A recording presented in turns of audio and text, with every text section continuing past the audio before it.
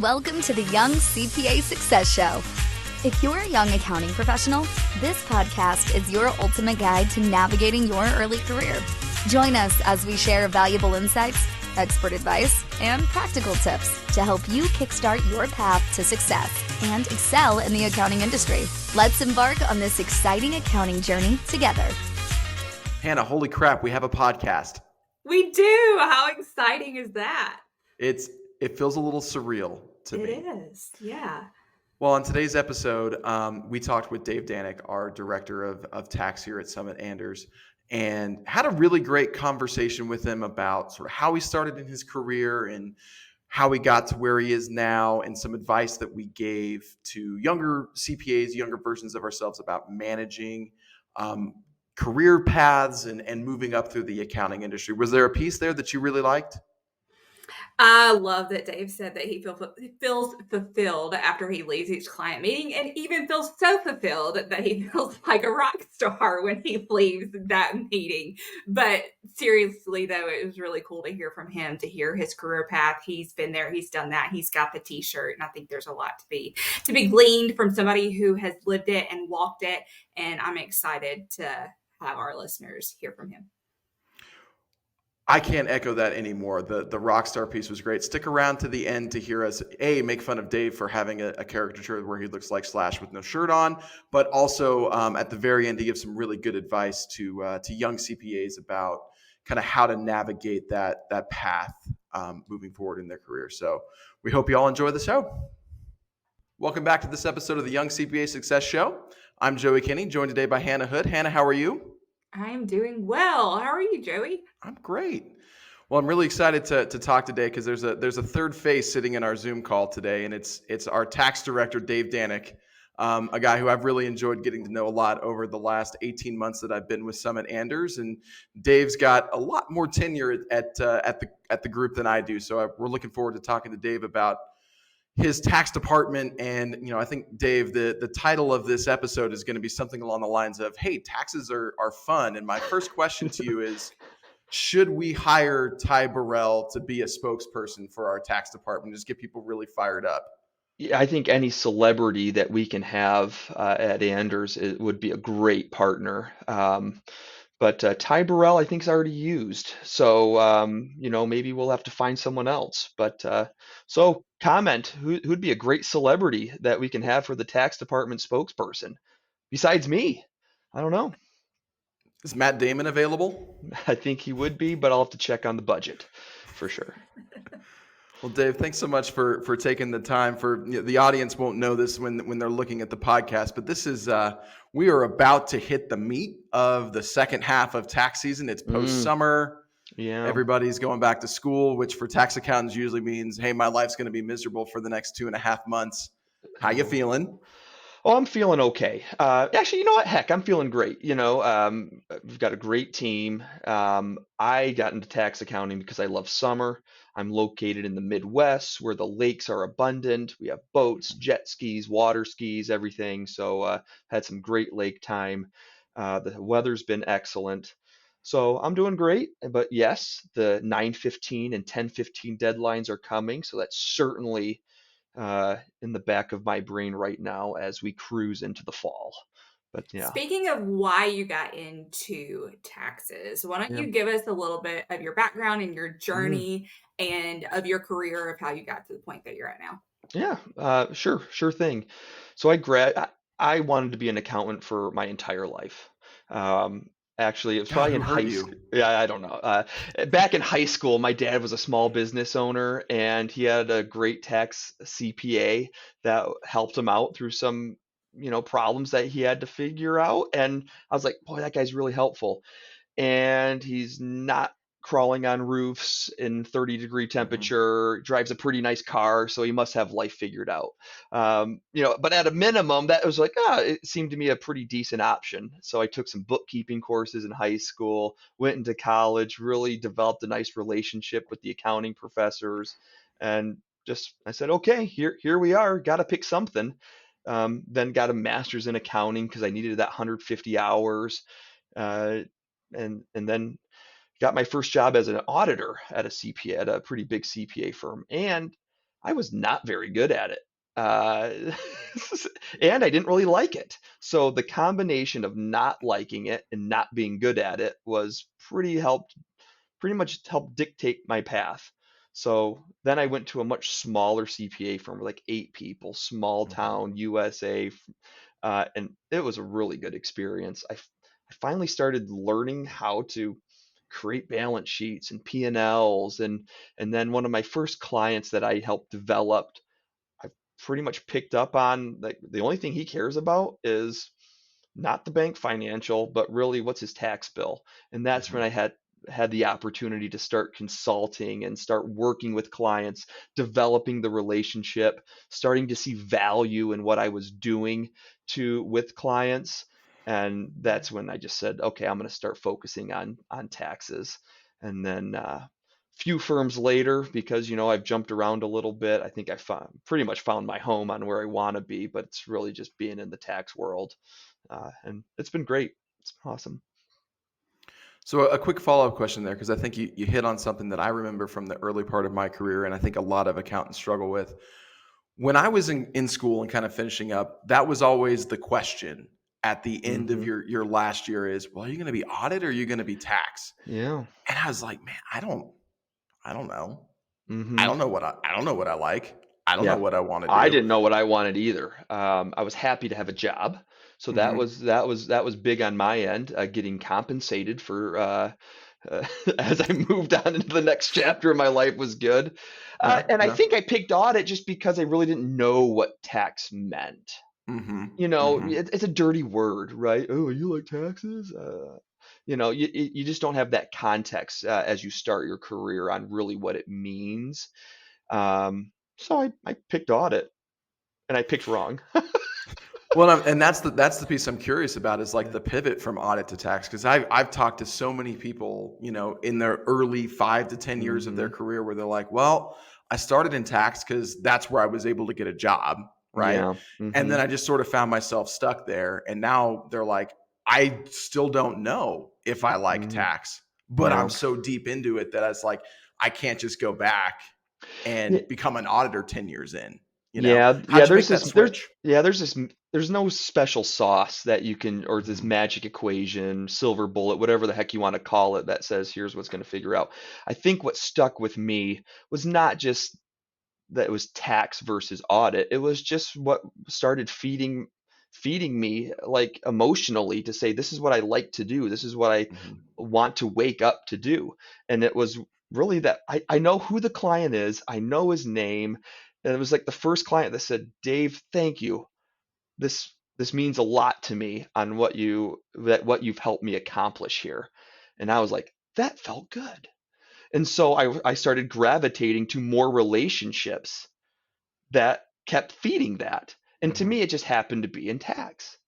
And I loved the client interactions. I loved explaining complex tax issues to someone who doesn't talk that language.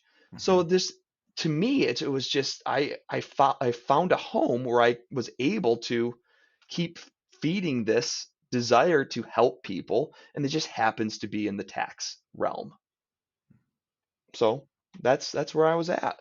But no, to our listeners, there isn't like this perfect home that says I'm an auditor or I'm a tax accountant. It's like it's perfect. No, you have to explore what feeds you, that makes you want to come to work. And for some people, it's auditing. Some people, it's tax. I think tax is fun. And I think our team thinks tax is fun. And that's why we're here.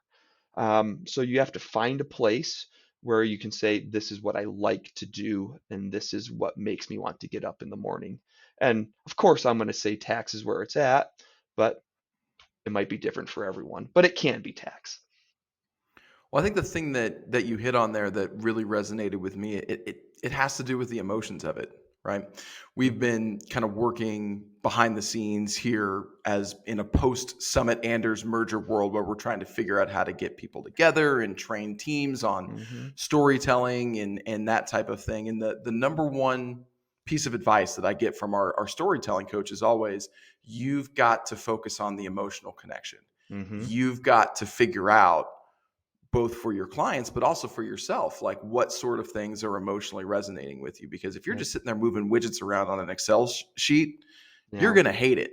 Mm-hmm. But if you're able to find, like you said, something in there that gives you that joy, Yeah. because sometimes I think accountants don't feel a lot of joy in our jobs. And I feel like, because I've been in consulting meetings with you where you've been explaining something and the client just Mm-hmm. has that bingo aha moment of like, oh, this is what this transaction means. But not only is this what it means, here's what I'm going to get from this. Like, I'm going Right. to be able to pay off my house Mm-hmm. and go into retirement debt free Yeah. because Dave walked me through this transaction. Yeah. That's a hugely gratifying feeling, not only for the client, but also for you. And that is Yeah. is one of those things where I think accounting kind of gets slept on in that Mm-hmm. regard. Yeah, as managers, you want to, so, we have a team, and one thing that we consistently have to improve upon is coaching our team on how to find that area to make the connection with the client Mm-hmm. that's going to say, okay, I found value in this interaction. Mm-hmm. So there's a couple ways you can go with taxes. One, I could pull up a 65-page tax return and go through line by line, and it would be a perfect presentation in my mind or someone else's mind to say, boy, I nailed it. It is completely technically accurate. I have a high level of confidence that the client is not going to get as much value as out of that as you did for 30 minutes explaining a tax return. Or we can take a one-page PDF that has 5 lines on it and then saying, here are some numbers and here's how they make sense to the client in your phase of life. Mm-hmm. And that comes and you can find a firm that helps train that, helps coach that, helps give the right tools to be able to communicate that effectively, whether it's in a remote environment like we're in, or whether it's an in-person environment. So there's ways that you can get to that so you can have that positive client interaction, because that's why we're here, to serve Mm-hmm. clients and to make them have a valuable relationship with us. So yeah, that's what I totally get out of the job, is finding these few little data points that are completely going to resonate with the client to make them walk away satisfied. Well, considering your journey, I think we've all experienced what an unhealthy, toxic workplace environment Mm-hmm. looks like, and you probably have, especially during busy Mm-hmm. season and tax time. Yeah. How would you say the work environment that you're in currently differs and is a healthier environment and conducive to Sure. um, just to more of a, I know we kind of talked through, is there really work-life balance, but how is it Mm-hmm. conducive to more integration into your daily life? Yeah, I think, yeah, you hit the key word, integration. I'm really not a big fan of work-life balance, that term. Not that I don't want to have balance.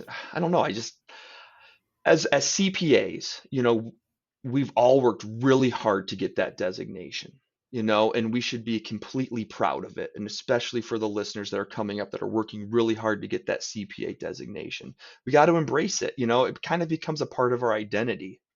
Like, hi, what do you do? I'm a CPA. I'm a CPA. And like, that's awesome. And people say, oh, yeah, you've worked hard for that. So we embrace that identity. But then what we have to do is say, okay, how do we integrate that into our lives? And we have to recognize that that shifts. When you're first out of college, what that means to you is different than someone who has young kids like I do. So priorities can shift, and we got to find a place where, or find a firm where, it's able to cultivate a positive experience for you. So to your question, Hannah, the last firm I was at is a very successful firm, but I had a 1-year-old and like another baby on the way, or maybe the child was born. It was a crazy time of life. And I remember it was tax season. I think I had worked like 80 hours that week. And I remember the managing partner says, I kind of need you at 85 hours. And I was like, I physically can't give you 5 more hours of my life at this rate. And I was driving 30 minutes each way. So when you like, so I was like, I'm not doing anything. And I think I was laying in bed with my wife and I literally fell asleep mid-conversation. She's like, Dave, you fell asleep talking to me. I said, oh, okay. So that, by a little bit of initiative and, everything's like luck and a little bit of work. So my Mhm. hard work was that I was really good at networking and keeping relationships up. So I had been in touch with Summit CPA Group and finally, and I kept in touch with Jody and Adam, who had built this pretty revolutionary firm. And finally I said, I think I'm ready to come work for you guys. And it was a remote position. So I cut that half-hour commute or the 1 hour in the car away from my life. And I was able to find a flexible arrangement where I was having breakfast with my family. And when they got home from daycare or school, I was also at, I was there, I was present. Okay. And I kind of, Hannah, you and I were joking around the math earlier. I'm like, what did that mean? I don't know. I think I've saved like 60 days of my life of not sitting in the car and like That's a big deal. being with my family. I'm like 60 days. Like imagine being on your deathbed, and I'm going to get morbid here and saying, and you're like, the nurse comes up to you and says, would you like 60 more days with your family? And and I'm still like, I still got a long way on my career. So this could be like an extra year of my life that I get to spend with my family by finding the right place to work. I think it's pretty awesome.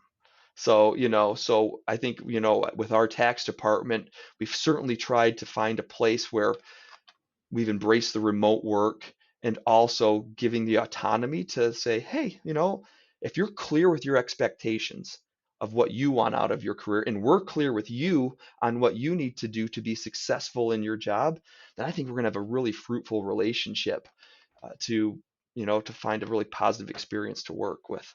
So that's how I got to where I'm at, and that's how I want to build our tax department to say, we know everyone's life is different, but I think we have this element of flexibility that we can make it work for everyone. So Sorry, speaking of my screen flashed a big white thing, so my light changed. I'm back. Okay. speaking of that recruitment, because I think that's always going to be it's always the challenge with accounting. One of the things that kind of led to us discussing even starting this podcast was a stat that came out about just how many accountants left their jobs Yeah. during the pandemic and immediately afterwards, just how many more accountants we're going to need as the need for accountants continues to grow because commerce is growing and there's always regulations and things. And then there's a little sad number, which is here's how many kids are wanting to get into accounting.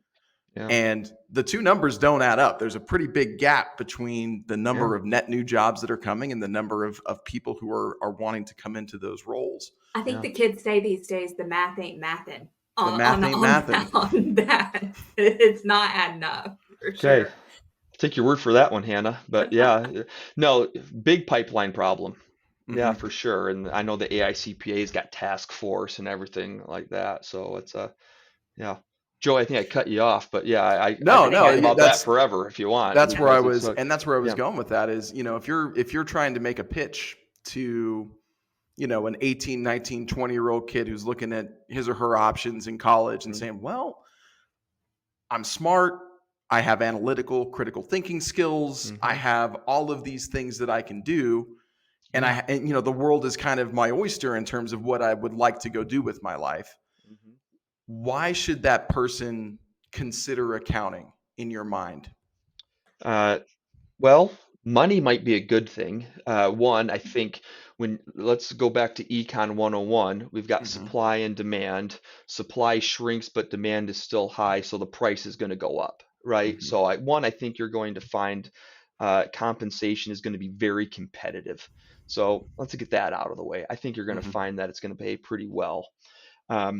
And two, I just think this to the pipeline problem, yes, fewer people are coming in. So hopefully the profession can really change that. And that's going to go back even to the high schools and colleges to help making this a more intriguing career.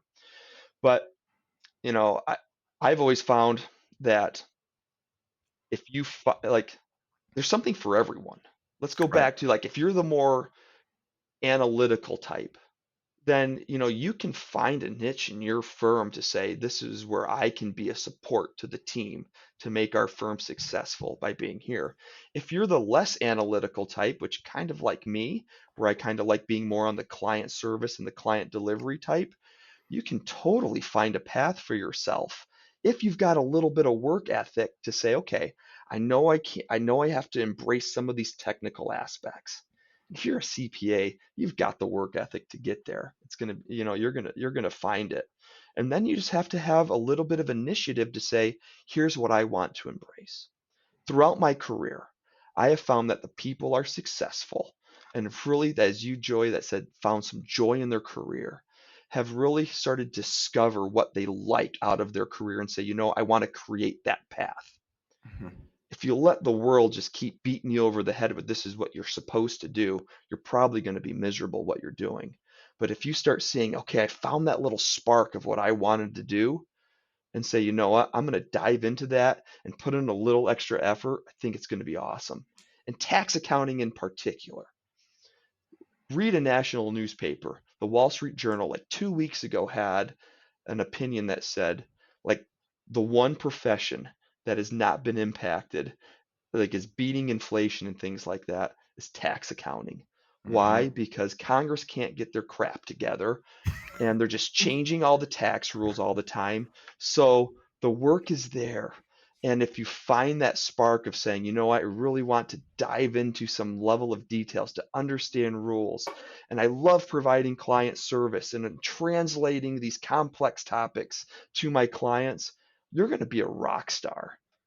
And I don't know. I just feel like a rock star after I client meetings. I love it. It's the best part of my job. Some concerts are better than others, but every day I come to work and I feel like a rock star.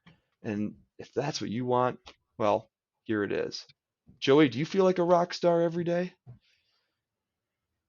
Sometimes, but not, I was in my mind, I was like, I need to figure out how to work into this conversation that Dave's little, animated Yes. caricature that's part of is him with an open vest and, Yeah. a slash hat up there, and Dave's Mhm. just shredding it on the guitar. Yeah, Guns N' Which, Roses is my favorite band.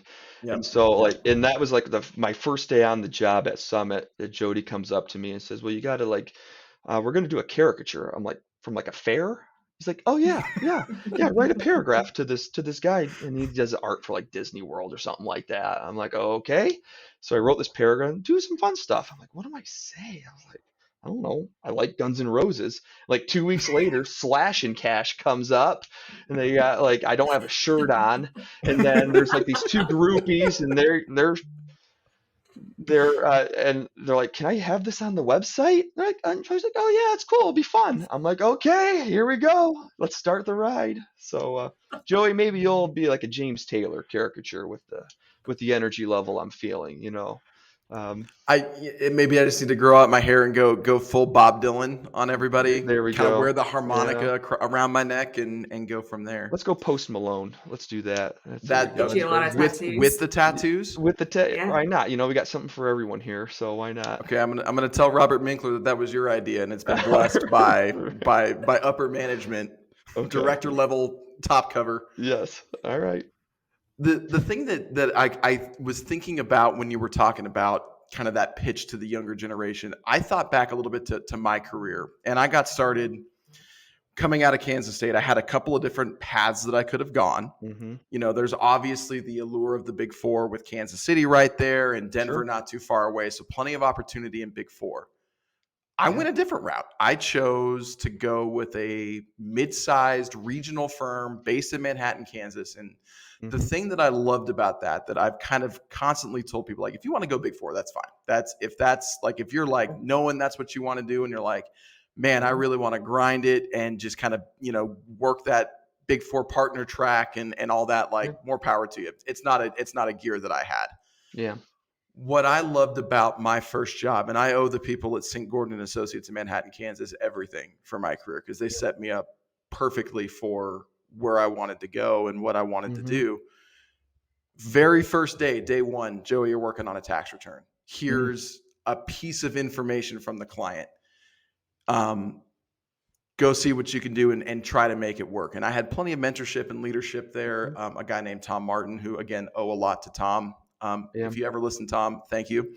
But working with him and the team there, it was like you had so many different places that you can go and just see, oh, here's like actual economic activity. This means something to someone. It's not like my internship was, calculating DPAD, which, was a thing in 2012. It's not really a thing anymore. But what I loved about it was exactly what you're saying. There's exposure to a lot of different things. And that's sort of where, when I think about where Summit Anders is going and how we're growing as a firm and our strategies for the next few years, there are so many opportunities for someone who, if someone came to you and said, Dave, I don't really know what I want to do, but I know that I'm gonna work hard for you and I just want to learn and I want you to teach me everything and we'll see where it goes. I'm positive we can find a career path for that person, and they can kind of create it themselves with what they like and what they want to do. Yeah, this kind of came with experience. I for a few years, or probably maybe for more than a few years, I always thought like there was like this sequential step that everyone followed in their life. And this what kind of came down to like relationships, was then I was like, you know what? Everyone has different motivations, and that's certainly okay. But so I think to your original question, like, yes, Anders has such a wide swath of directions you can take, from technology, healthcare, tax. We on our VCFO team, we have a whole like automation and technology department. So, you're we have to expose our team to these things that are rapidly changing the economy. For one, to make sure that our firm is serving our clients the best way possible, because it's a part of what we're seeing in our economy.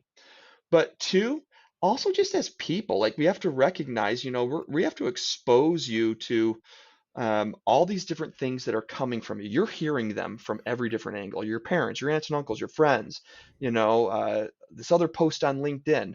So like we have just to prepare our team just as people to say, you may not be here forever, but we have to make sure that you're the best well-rounded professional that you can be.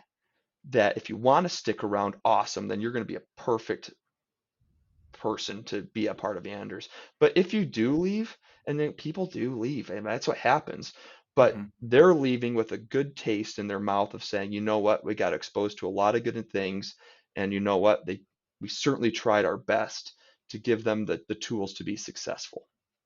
And the other tip is like not burning bridges, right? I mean, that was awesome, Joey, how you brought that up. You say, you know what, Tom, very thankful for how you impacted my career. I had some people that gave me a shot when, they probably shouldn't have, and I'm very thankful for them.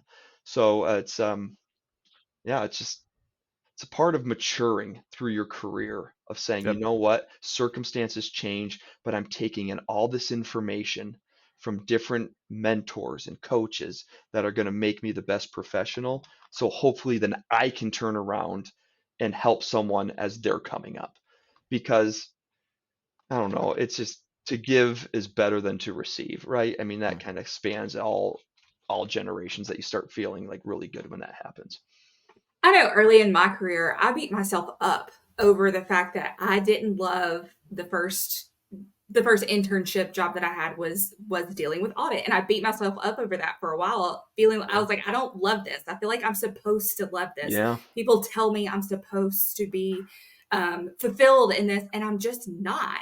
Then I tried something else in the accounting industry, and I was like, I don't love this either. Like, this is really hard for me, because I feel like everybody is saying that I should. Now, at this point in my career, I wish I could have told that version of myself, hey, it's okay if you don't love it.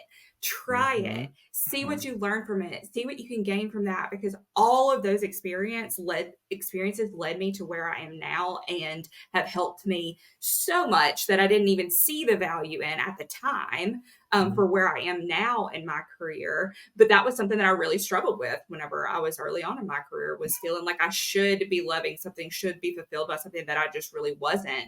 And I think I would say to any young listener who might be feeling that way, it's okay. It's okay to not love it. It's okay to want to try something new, to shift gears and try something that you do, because this industry has shifted so much over the past, I would say, 15 to 20 years, that there truly is something for everyone who loves accounting and is an accountant in this industry to feel fulfilled and find joy in their role. So yes, I love that you said, like, you can come and just learn what you want to learn. If you don't stay forever, like, that's okay. Learn and grow and take whatever you do learn into your next role in your career path. Yeah, I totally felt like a failure after auditing didn't work out. And it's probably, every generation is different, but this is not, I guess it's me patting on the, I felt like I was successful at everything I had done up until that point. I got Yes, good grades exactly. in school. I was a good teammate on my team, on my sports teams. I got good grades in college. I had a great fraternity experience, and things like that. I had good friends. And then this career that just came and just kicked my butt for 2 years. I was like, what is wrong with me? Is this the rest of my life? I was like, it was I was like, this is going to be rough. Um, but so that, back to that person that gives you a shot. So I went to a much smaller firm where I was at, and that's where I learned the best, in that environment. Like, to Joey's point, Big Four might be the place where you learn the best. No, I learned the best by getting a shoebox full of crap and then having to build a balance sheet. And that's where I now I don't get the shoebox clients anymore, and our firm really doesn't have them as much, but that's how I learned. And I recognized, okay, maybe I didn't know as much as I did out of college, but I had to have a level of grace. It took me a few years to finally figure it out, to say, okay, it's okay, Dave, but you got a long life ahead of you. You can pivot. It's okay. And move on. And our firm pivots. And like, our division is super good at letting people pivot if they're transparent enough to say, okay, I'm not being as good. Joy, I think you started off as like a CFO, but then you shifted more to onboarding. Like, hey, I like the beginning of a relationship better. Hannah, you did insurance first for a little while, and then you're I back, did. right? I mean, so Yeah. we've had CFOs come back to our tax department to say, hey, I did tax for a little bit, and maybe it wasn't for me, and so I wanted to try some CFO type work. And then they did that for a couple of years, and I said, you know what? Maybe I had it pretty good in the tax world. Well, come on back. We'll welcome you with open arms. So just everyone, including from management and firms, including the CPA or the employee themselves, have to have this level of grace to say, you know what, and a level of humility to say, hey, this might not be exactly what I want today, but can you help me? That's the hardest question to ask for anyone, especially for people who are go-getters. And if you're thinking about getting a CPA or you're on track, you're a go-getter. That's like a hard thing to do. But that is a super hard question to ask, that I have trouble with every day, that I ask my COO, like, to come up to him and say, hey, I need a little bit of help with this one. But once you ask that, there's this weight that comes off your shoulder that says, okay, I'm feeling better. And that can go with your career journey. It can go with the first tax return you're working on. And it can go even when you're fixing that plumbing problem in your kitchen. I need a little bit of help. And you know what? People are there to help you out. I think that's probably the piece of advice that I wish I knew at 25 that I now know at 35, which is, now that I've kind of gotten into a management role where I've got some people reporting up to me and kind of working at it from a different angle, there are some times when I think earlier in my career, and I have some regrets about some of the choices I made. I kind of yo-yoed back and forth between a few things, trying to figure things out. What I hadn't learned at that point was that it's okay to do exactly what you just said. It is okay to go to your boss and say, hey man, I like working here. I like you. I like the team. This just isn't fulfilling for me. Is there something else I can do? Is there something else that we can do here? Because I'll tell you, as a manager, I would rather someone come to me first and say, hey, I've got a problem with something. Can you help me fix it? Instead of someone coming to you and say, hey, yeah, I didn't really like it. I'm going to bounce out of here in like a month. It's been great, but I got to go try I something know. different. It's like, man, you didn't even give me a chance to fix it.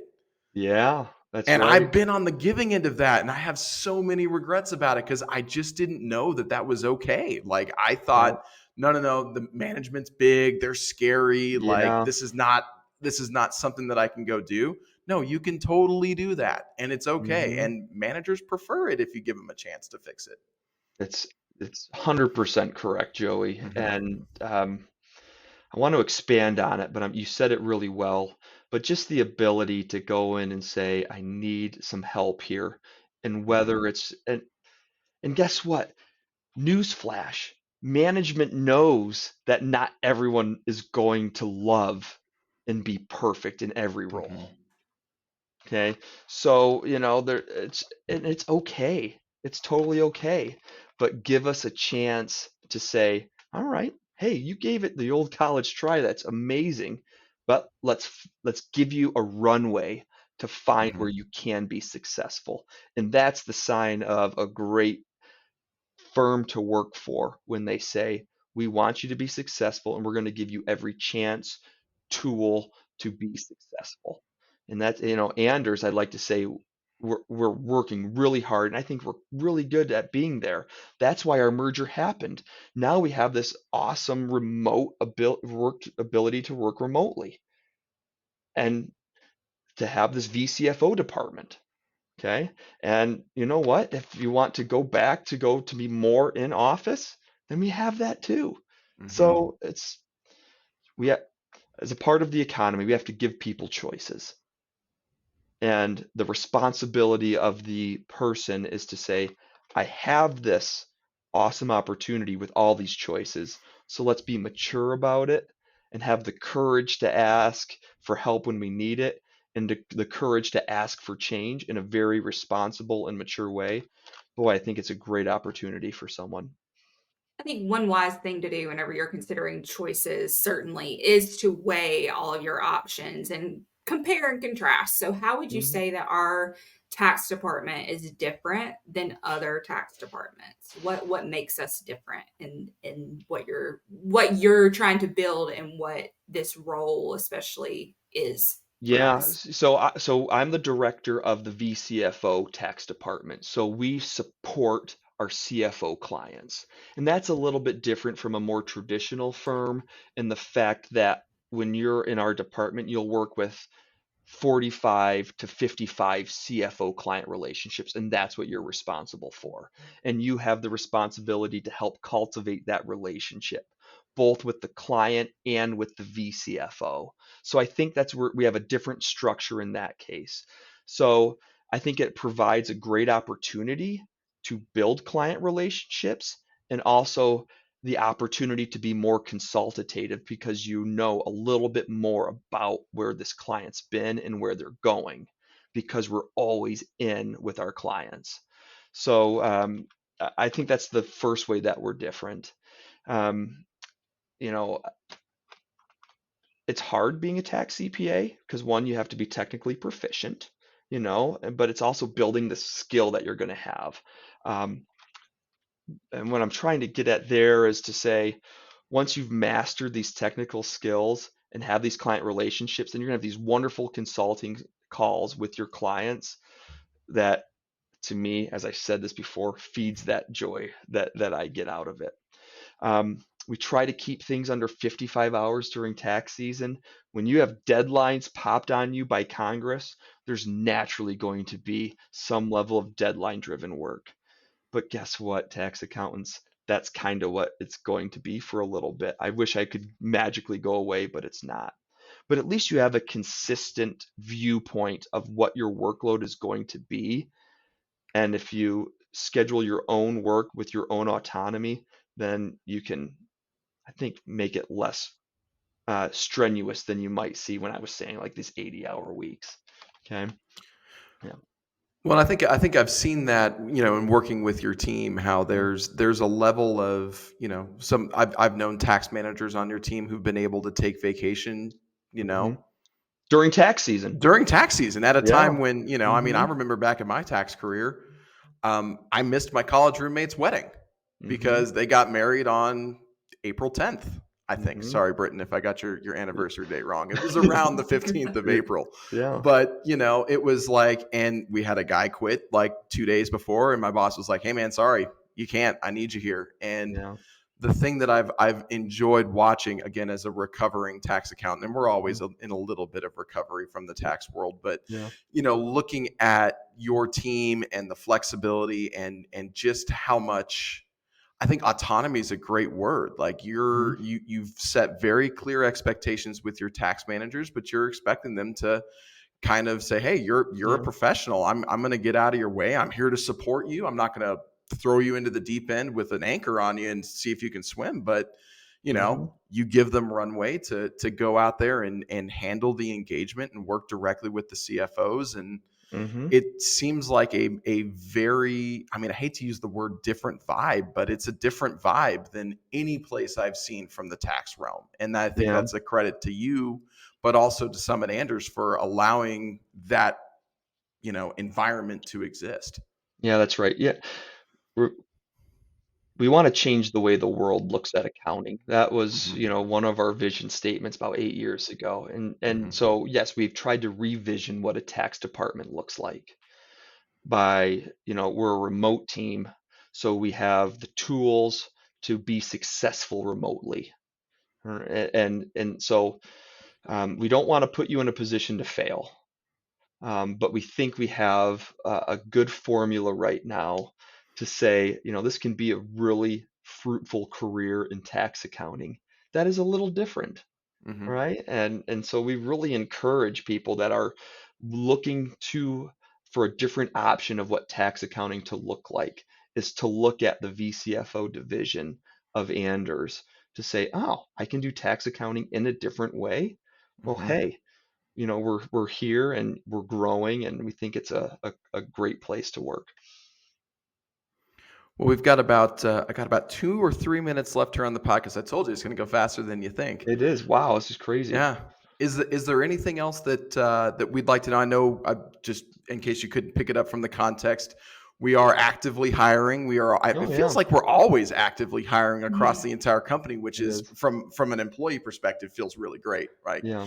We're always looking for good people. What are some things that you'd like potential applicants or folks to know about, not just this position you're hiring for, but also anything generally related to the company that you'd like us to know? Well, I just want to reiterate that I think there's going to be a level of consistency when you're working in our tax department. You have your set amount of clients, and those are the ones you're going to work in and year out.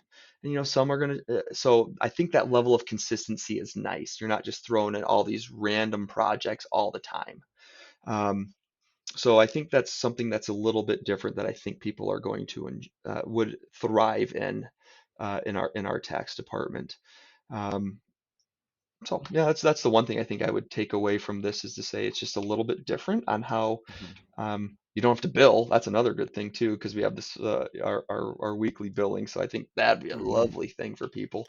And it feels like there's also a difference there where you're not actively looking for your managers to go out and cultivate new relationships. We've got a separate sales department that goes in there and does a lot of the selling for us, which on the CFO side is nice too. Yeah, you're not having to go out and find new clients, which is good. Yeah, that's right. Yeah, there's no growing a book of business expectation. Some people are really good salespeople, and they've really created a position in our firm to say, "Hey, I'm the sales guy." That's awesome. But for our tax team, there is not that expectation is not there. So that's a really good point, Joey. Thanks for bringing that up.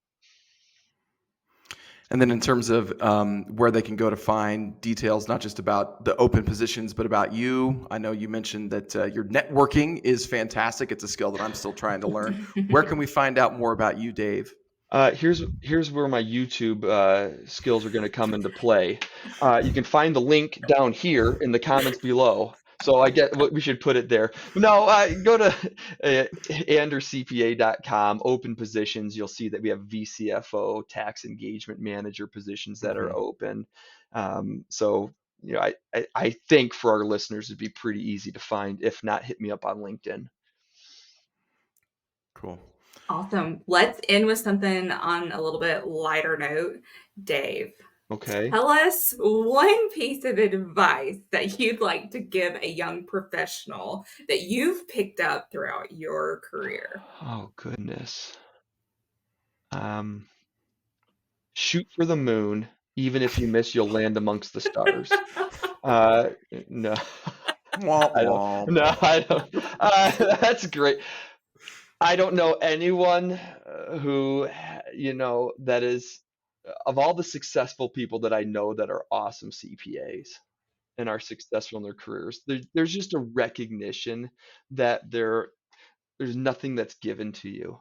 All right. So you have to put in a little bit of initiative to say, how can I give back to other people on my team to be success, and then that you're just going to find success. The more you give to it, the more you're going to get out of it.